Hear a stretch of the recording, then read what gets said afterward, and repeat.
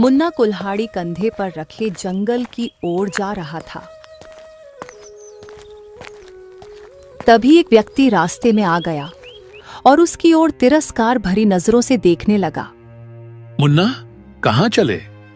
जंगल जा रहा हूँ, लकड़ी काटने। फिर वही बेकार की मेहनत। जब भी तू लकड़ियां काट कर लाता है, कुछ ना कुछ ऐसा होता है कि बेच ही नहीं पाता।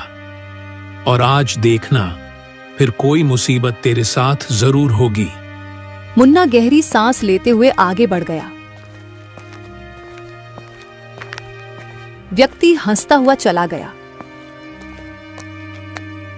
कुछ देर बाद मुन्ना पास के जंगल के बीचों बीच लकड़ियां काटने में जुटा था। कटाई पूरी होने के बाद वो लकड़ियों का गट्ठर बांध ही रहा था कि अचानक उसे एक भेड़िए की आवाज सुनाई दी। भेड़िए को देखते ही मुन्ना घबरा गया और लकड़ियां छोड़कर भागने लगा। मुन्ना बिना पीछे देखे भागता रहा। मुन्ना गांव पहुंचते ही हांफने लगा। तभी कुछ गांव वाले उसे देखकर हंसने लगे। अरे अरे, मुन्ना फिर भागकर आया क्या भाई? लगता है जंगल में कोई मुसीबत आ गई है। कहीं ऐसा तो नहीं कि जंगल के जानवरों ने भी इसे मनहूस मान लिया हो? मुन्ना ने कोई जवाब नहीं दिया और चुपचाप अपनी झोपड़ी में चला गया। आज तो बाल बाल बच गया, नहीं तो आज मेरा मरना तय था। वो घर पर बैठा ही था कि तभी गांव का सेठ श्याम लाल अंदर आ पहुंचा और मुन्ना को क्रोधित नजरों से देखता हुआ बोला। ए मुन्ना, कितनी बार तुमको याद दिलाऊं? तुम्हारा कर्ज चुकाने का समय अब आ गया है। सेठ जी, मैं जल्दी आपका कर्ज चुका दूंगा। वो क्या है कि आज मैंने जंगल में बहुत अच्छी लकड़ियां काटी थी, मगर। अरे क्या मगर? तू हमेशा कोई न कोई बहाना बना लेता है और फिर बोलता है ये था, वो था, ऐसा था, वैसा था। अरे हाँ, मेरी तकदीर ही खराब है सेठ जी। तो मैं क्या करूं? सीधी बात है, सुन। अगर कुछ दिन में कर्ज नहीं दिया तो तेरी झोपड़ी पर कब्जा कर लूंगा और तेरे सामान के साथ तुझे घर में से फेंक दूंगा, समझ में आई? इतना बोलकर सेठ गुस्से से बाहर चला गया और मुन्ना फिर उदास बैठकर सोचने लगा। अगली सुबह मुन्ना कुल्हाड़ी लेकर जंगल की ओर जा ही रहा था कि रास्ते में बूढ़ी अम्मा मिल गईं। सुना है कल गांव के लोगों ने फिर से तेरा मजाक उड़ाया। तभी एक व्यक्ति वहां आया और मुन्ना का मजाक उड़ाने लगा। शर्म करो, किसी की मेहनत का मजाक उड़ाना आसान होता है, लेकिन तकदीर का फैसला इंसान नहीं करता। ये सुनकर वो व्यक्ति गुस्सा होता हुआ चला गया और मुन्ना चुपचाप जंगल की ओर बढ़ गया। मुन्ना ने मेहनत से लकड़ियां काटकर और गट्ठर बांधकर सिर पर रख लिया। वो खुद से बोला, आज तो किसी भी हालत में लकड़ियां बेचकर ही आऊंगा, चाहे जो हो जाए। जैसे ही वो जंगल से बाहर आया, अचानक एक भयंकर आंधी आई।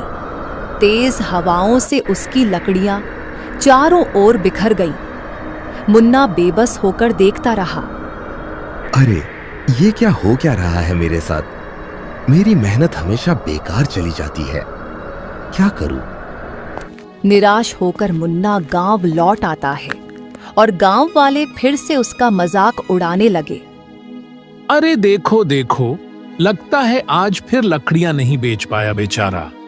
मुझे लगता है रब ने इसे सिर्फ मेहनत करने के लिए बनाया है, फल पाने के लिए नहीं। मुन्ना बेचारा चुपचाप घर चला गया। उसके घर खाने को कुछ भी नहीं था, वो भूखा ही सो जाता है। अगले दिन मुन्ना फिर से जंगल गया और लकड़ियां काटकर गांव की सीमा तक ले आया। मुन्ना फिर खुद से कहता है, आज कुछ भी हो जाए, आज तो मैं अपनी लकड़ियां बेचकर ही रहूंगा, चाहे जो हो जाए, और लकड़ी बेचकर सेठ के पैसे भी दे दूंगा। तभी अचानक बादल गरजने लगे और तेज बारिश हो गई। एक व्यक्ति हंसते हुए बोला, जैसे ही तू लकड़ियां घर लाया, बारिश आ गई। लगता है तेरी बुरी किस्मत पूरे गांव पर भारी पड़ने वाली है। मुन्ना अपमान से भर उठा, लेकिन उसने कोई जवाब नहीं दिया।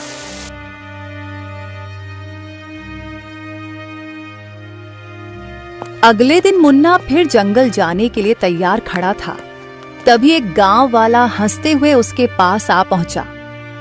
मुन्ना, एक काम कर भाई, इस बार तू जंगल में भटक जाना और कभी वापस मत आना, क्योंकि तू अगर गांव में रहा तो हमारे गांव में कहीं बाढ़ न आ जाए। मुन्ना ने उसकी बात अनसुनी कर दी और जंगल की ओर चल पड़ा। जंगल पहुंचकर मुन्ना एक बड़े वृक्ष के नीचे बैठकर उदास होकर आंसू बहाने लगा। गांव वाले सच कहते हैं, मेरी किस्मत ही फूटी हुई है। जब भी लकड़ियां काटकर बेचने जाता हूं, कोई न कोई मुसीबत आ जाती है। श्याम सेठ का कर्ज भी सिर पर चढ़ा है। अरे, अब करूं तो क्या करूं? तभी एक बूढ़ा वहां आ पहुंचा और मुन्ना को रोते देख ठहर गया। बेटा, ओ बेटा, ये तुम्हारी आंखों में आंसू क्यों हैं? बाबा, जिसकी तकदीर फूटी हो उसकी किस्मत में आंसू ही होते हैं। मैं लकड़हारा हूं, लेकिन बस नाम का। जब भी लकड़ियां बेचने जाता हूं, कोई न कोई बाधा आ जाती है। सेठ का कर्ज बढ़ता जा रहा है और गांव में सब मेरा मजाक उड़ाते हैं। बस बस, अपनी तकदीर पर मत रो बेटा। शायद तुम्हारी तकदीर में बड़ा आदमी बनना लिखा हो। मुन्ना चौंक गया और गुस्से में खड़ा हो गया। अरे जाइए बाबा जी, पहले से ही परेशान हूं और आप और मजाक बना रहे हैं। अरे, जिसकी किस्मत में एक ढंग का काम नहीं लिखा, वो बड़ा आदमी कहां से बनेगा? अच्छा हुआ कि गांव वाले यहां नहीं हैं, नहीं तो वो और मजाक बना देते। बूढ़ा मुस्कुराते हुए वहां से चला गया। मुन्ना अपने आप से बोलने लगा, अब मैं गांव वापस नहीं जाऊंगा, जंगल में ही अपना घर बनाकर रहूंगा। नहीं जाना मुझे गांव। मुन्ना कुल्हाड़ी उठाकर जंगल में आगे बढ़ गया। मुन्ना चलते चलते एक खंडहर के पास पहुंच गया। खंडहर को देखकर वो हैरान रह गया। अरे, ये तो बड़ा विचित्र खंडहर है। अंदर क्या है? अंदर चलकर देखता हूं। मुन्ना धीरे धीरे अंदर चला गया। उसने देखा कि वहां सुंदर घने वृक्ष थे। कुछ वृक्ष चंदन के भी थे। उसकी नजर एक विशाल पत्थर की मूर्ति पर पड़ी, जो एक सुंदर लड़की की थी। अरे वाह, ये तो किसी राजकुमारी की मूर्ति लगती है, लेकिन इस खंडहर में क्या कर रही है? मुन्ना मूर्ति के पास बैठ गया और मूर्ति को देखकर मुस्कुराते हुए बोला, क्या वक्त है, क्या समय है। तुम भी अकेली हो, मैं भी। तुम पत्थर की हो, मैं पत्थर का नहीं। लेकिन जब लोग मेरा मजाक उड़ाते हैं, तब मैं पत्थर जैसा हो जाता हूं। मेरा दिल बहुत दुखता है। क्या करूं? जवाब देने का कोई फायदा भी तो नहीं है, है ना? मुन्ना काफी देर तक मूर्ति से बातें करता रहा। फिर पेड़ों को देखकर बोला, हाँ, ये लकड़ी बहुत महंगी बिकेगी, इसे काटता हूं। इतना बोल के वो कुल्हाड़ी उठाकर लकड़ियां काटने लगा और गठरी बनाकर गांव की ओर लौट गया और बाजार में लकड़ी बेचने लगा। तभी एक व्यापारी वहां आ पहुंचा। ओ भैया, ये लकड़ी तो बड़ी सुंदर है। ये तो चंदन की लग रही है। देखो भैया, लेना हो तो लो, नहीं तो आगे बढ़ो। अरे हाँ हाँ, मैं खरीदूंगा। रुको रुको, ये लो भैया, ये लो इसकी अच्छी कीमत। मुन्ना ने खुश होकर धन रख लिया और व्यापारी लकड़ियां लेकर चला गया। तभी वहां एक व्यक्ति आ पहुंचा। अरे मुन्ना, ये तो चमत्कार हो गया। वाह भाई वाह, जंगल से लकड़ी भी ले आया और अच्छे दामों में बेच भी दी। अब लगता है कि तेरी किस्मत बदल रही है। ये कहकर व्यक्ति हंसता हुआ चला गया। मुन्ना पैसे लेकर सेठ के घर चला गया और सेठ का कर्ज देते हुए बोला, सेठ जी, तुम्हारा कर्ज चुका दिया है, ठीक है। सेठ चौंकते हुए बोला, हाँ, अरे अरे, मुझे तो यकीन नहीं हो रहा। तेरी लकड़ियां बिक गईं और इतना धन कमा भी लिया। लगता है तेरी तकदीर बदल रही है, क्यों? मुन्ना बिना कुछ कहे वहां से चला गया, लेकिन उसके कानों में व्यक्ति और सेठ की बातें गूंज रही थीं। क्या सच में मेरी तकदीर बदल रही है? अगले दिन मुन्ना फिर से उसी एक सुनसान खंडहर में पहुंच गया। मुन्ना कुल्हाड़ी लेकर अंदर पहुंच गया। जैसे ही उसकी नजर सामने खड़े चंदन के पेड़ पर पड़ी, अरे, ये कैसे हो सकता है? मैंने तो कल ही इस पेड़ को काटा था, फिर से वही पेड़ खड़ा है। ओरे बाबा रे बाबा, कुछ तो गड़बड़ है। यहां तभी मुन्ना की नजर पत्थर की मूर्ति पर चली गई। वो उसके पास चला गया और उसे ध्यान से देखने लगा। तुम्हें पता है, अरे कल पहली बार ऐसा हुआ कि मैंने लकड़ियां काटी और बाजार में अच्छे दामों में बिक भी गई। शायद तुम मेरे लिए भाग्यशाली हो। काश कि तुम मेरी बीबी होती। माफ करना, मुझे तो ये कहने का कोई अधिकार ही नहीं है, लेकिन हाँ, सच कहूं तो जब पहली बार तुम्हें देखा तभी मुझे तुमसे प्रेम हो गया था। अब क्या कर सकते हैं। कुछ देर बाद वो फिर से चंदन का पेड़ काटकर लकड़ियों को बाजार में बेचने चला गया। अब मुझे सच में लगता है मेरी किस्मत मेरा साथ दे रही है। मुन्ना अगले दिन फिर से खंडहर में आ पहुंचा। उसने देखा कि पेड़ फिर से उग चुका था। ओरे बाबा रे, फिर से वही पेड़। ओरे बाप रे बाप, ये तो जरूर कोई जादू लग रहा है। मुझे लगता है ये हवेली जादुई हवेली है।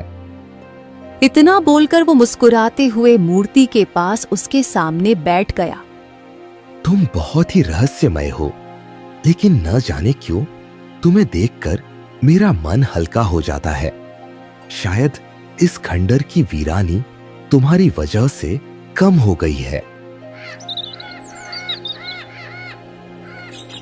बहुत दिन बीत जाते हैं। मुन्ना हर रोज खंडर में जाकर मूर्ति से बातें करने लगा और चंदन की लकड़ियों को बाजार में बेचने लगा। उसकी किस्मत चमकने लगी। जो लोग मुन्ना का मजाक उड़ाते थे, अब वही मुन्ना का सम्मान करने लगे।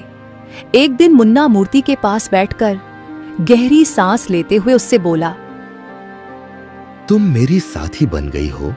तुम्हें देखे बिना मेरा दिन नहीं कटता है। काश तुम पत्थर की नहीं बल्कि जीवित होती। मुन्ना ने इतना कहा ही था कि तभी पत्थर की मूर्ति से एक सुरीली आवाज मुन्ना के कानों में टकराई। मैं कब से तुम्हारी बातें सुन रही थी मुन्ना। तुम्हारी सच्चाई ने मेरे अंदर की आत्मा को जगा दिया है। अब मैं तुमसे बात कर सकती हूँ। पत्थर की मूर्ति को बात करते हुए देखकर मुन्ना घबराकर इधर-उधर देखने लगा। तुम चौंको मत मुन्ना, ये सच है। ऐसा लगता है जैसे मैं फिर से जीवित हूँ। तुम विश्वास नहीं करोगे, लेकिन जब तुम चले जाते हो तो मुझे बहुत बुरा लगता है। मैं हर रोज तुम्हारे आने का इंतजार करती हूँ। मेरा बिल्कुल भी मन नहीं लगता है। अच्छा, और तुम्हारे श्राप का अंत कैसे हो सकता है? मेरा श्राप केवल वही व्यक्ति तोड़ सकता है जो पहाड़ों पर रहने वाली बकरी को वहां रहने वाले दानव से छुड़ा कर लाएगा।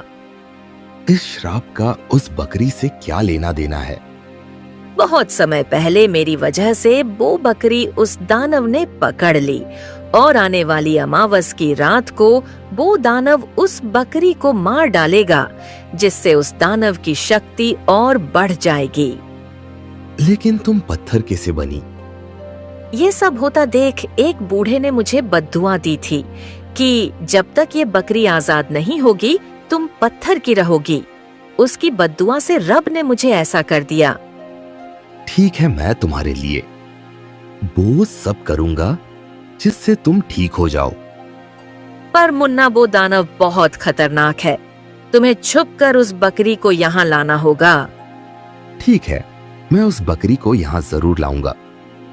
मुन्ना वहां से चला जाता है। पहाड़ पर एक बहुत ही खतरनाक दानव रहता था। मुन्ना पहाड़ों की तरफ पहुंच जाता है। कुछ देर तक चलने पर मुन्ना उस गुफा के पास पहुंच जाता है। पहले मुझे देखना होगा कहीं दानव जगा हुआ तो नहीं है। मुन्ना चुपके से गुफा के अंदर देखता है। बो देखता है दानव सो रहा होता है। मुन्ना यह देखकर अंदर जाता है। उसको बकरी दिख जाती है। बो चुपके से बकरी के पास जाता है और बकरी को बाहर ले आता है। फिर मुन्ना उस पत्थर की मूर्ति के पास पहुंच जाता है। देखो, मैं इस बकरी को ले आया हूँ। तभी वो मूर्ति एक सुंदर लड़की के रूप में आ जाती है। वाह, तुम तो ठीक हो गई हो। हाँ मुन्ना, तुम्हारी वजह से मैं बिल्कुल ठीक हो गई। मेरी एक गलती ने मुझसे मेरा सब कुछ छीन लिया। अब मेरा तुम्हारे अलावा कोई नहीं। क्या तुम मुझसे शादी करना चाहते हो? हाँ, जरूर। पर मैं बहुत गरीब हूँ और मेरी किस्मत भी बहुत खराब है। तुम मेरे साथ नहीं रह पाओगी। तभी वो पास खड़ी बकरी बोल पड़ती है। तुमने मुझे उस दानव की कैद से छुड़ाया। मैं बोलने वाली बकरी हूँ और मैं एक समय में 1 महीने की बराबर दूध देती हूँ। ये सब सुनकर मुन्ना और मुन्नी चौंके रह जाते हैं। वाह, तुम तो बोलने वाली बकरी हो। ठीक है, हम तुम्हें हमेशा अपने साथ ही पालेंगे। उसके बाद ईमानदार मुन्ना का जीवन बहुत अच्छा हो जाता है और वो अपनी पत्नी और अपनी बकरी के साथ खुशी खुशी रहने लग जाता है। प्यारे दोस्तों, हमारा टाइम कितना भी बुरा हो लेकिन हमें कभी हिम्मत नहीं हारनी चाहिए और अपना काम हमेशा मेहनत से करना चाहिए। प्यारे दोस्तों, इस कहानी को लाइक, कमेंट और चैनल को सब्सक्राइब करना बिल्कुल ना भूलें। Thank you.